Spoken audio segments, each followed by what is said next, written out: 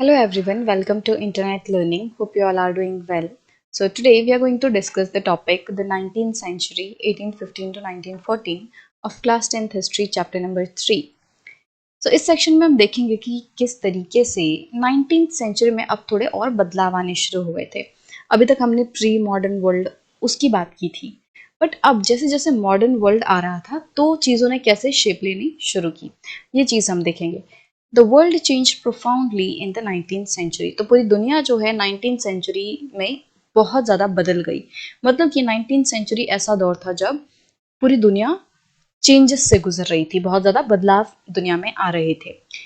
Economic, political, social, cultural, and technological factors interacted in complex ways to transform societies and reshape external relations. तो मतलब कि society का हर aspect जो है, मतलब economy, political, social, cultural, technological factors, इन सभी फैक्टर्स ने इस तरीके से इंटरेक्ट किया. एक फैक्टर दूसरे को अफेक्ट कर रहा है, दूसरा तीसरे को अफेक्ट कर रहा है. मतलब कि इन सारे फैक्टर्स ने, economic, political, social, cultural, technological, इन सभी फैक्टर्स ने इस तरीके से इंटरेक्ट किया, इस तरीके से ये मिल गए, जुड़ गए कि जो पूरी सोसाइटी है वो ट्रांसफॉर्म हो गई. सोसाइटीज में अलग अलग जगह पे बदलाव आने शुरू हो गए और एक्सटर्नल रिलेशंस, मतलब हमारे देश के दूसरे देशों के साथ जो रिलेशन है उसमें भी बदलाव आने लग गया. Economist identify 3 types of movements of flows with in the international economic exchange.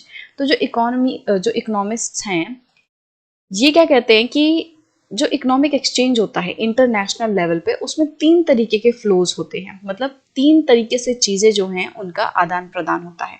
तो कौन से 3 फ्लोज हैं वो? तो इकोनॉमिस्ट कहते हैं इंटरनेशनल लेवल पे 3 तरीके के फ्लोज होते हैं, जिनमें से पहला है the first flow of trade which in the 19th century referred largely to trade in goods. पहला है फ्लो ऑफ ट्रेड, मतलब कि व्यापार हो रहा है, सामान जो है एक जगह से दूसरी जगह जा रहे हैं, कोई खरीद रहा है, कोई बेच रहा है.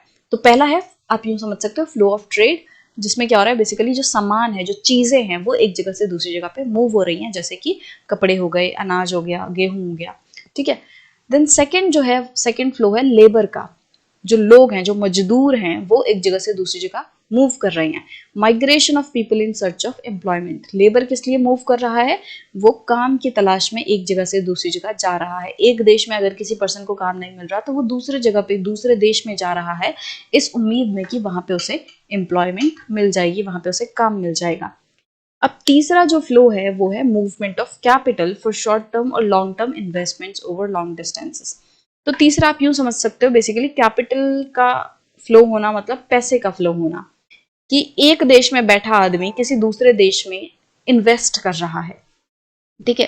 जैसे हमारे देश में कोई रोड वगैरह बन रहा है, तो अमेरिका जो है हमारे देश में रोड बनाने के लिए पैसे दे रहा है, हमारे देश में इंडस्ट्री खड़ी करने के लिए पैसे दे रहा है. तो ये क्या है? कैपिटल का फ्लो है.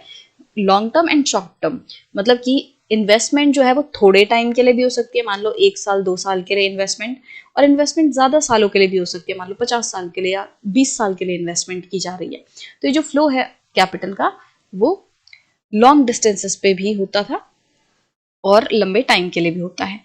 तो 3 तरीके के फ्लोज हो गए. पहला है फ्लो ऑफ ट्रेड, जिसमें गुड्स बेसिकली एक जगह से दूसरी जगह मूव कर रहे हैं. दूसरा है फ्लो ऑफ लेबर, जिसमें लोग काम की तलाश में मूव कर रहे हैं. और तीसरा है फ्लो ऑफ कैपिटल, जिसमें पैसा एक जगह से दूसरी जगह पे इन्वेस्ट किया जा रहा है. All three flows were closely interwoven and affected people's lives more deeply now than ever before.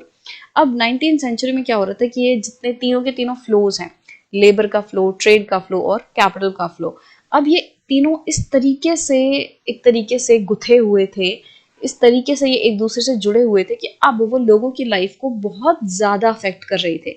जिस तरीके से कभी पहले अफेक्ट नहीं किया था, अब बहुत बड़े लेवल पे अफेक्ट किया कर रहे थे ये तीनों फ्लोज लोगों की लाइफ को. The interconnections could sometimes be broken. But ये जो इंटरकनेक्शंस हैं, ये जो तीनों फ्लो का जो कनेक्शन है, वो कभी कभी टूट भी जाता था. जैसे कि labour migration was often more restricted than goods और कैपिटल फ्लोज.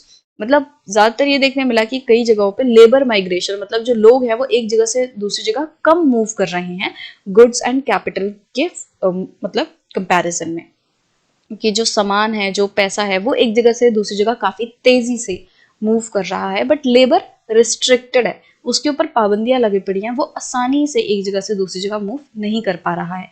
तो मतलब कि वैसे तो मोटे मोटे तौर पे हमें ये देखने मिलता है कि ये जो तीनों की तीनों फ्लोज हैं, लेबर का, कैपिटल का एंड गुड्स का, ट्रेड का, ये तीनों फ्लोज आपस में बहुत ज्यादा जुड़े हुए हैं। बट कहीं कहीं पे हमें ये भी देखने मिला कि इनमें कभी कभी दरार भी आ सकती है जब एक फ्लो थोड़ा कम हो और दूसरे फ्लोज थोड़े ज्यादा हो।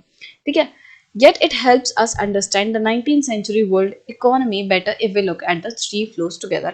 अब भले ही कभी कभी ये इंटरकनेक्शन ब्रेक हो जाए, टूट जाए, बट फिर भी जब हम इन तीनों को साथ में रख के देखते हैं, इन तीनों फ्लोज को साथ में पढ़ते हैं, तो हमें ये समझ आता है कि 19th सेंचुरी में जो वर्ल्ड इकोनॉमी है वो कैसी थी, कैसे काम कर रही थी। तो इसीलिए इन तीनों को समझना हमारे लिए जरूरी है, वो भी तीनों को साथ में समझना जरूरी है। सो नेक्स्ट सेक्शन में हम और डिटेल में पढ़ेंगे कि जो 19th सेंचुरी है उसमें किस तरीके से दुनिया में बदलाव आया, किस तरीके से इकोनॉमिक, पॉलिटिकल, सोशल जो चेंजेस हैं वो हो रहे थे।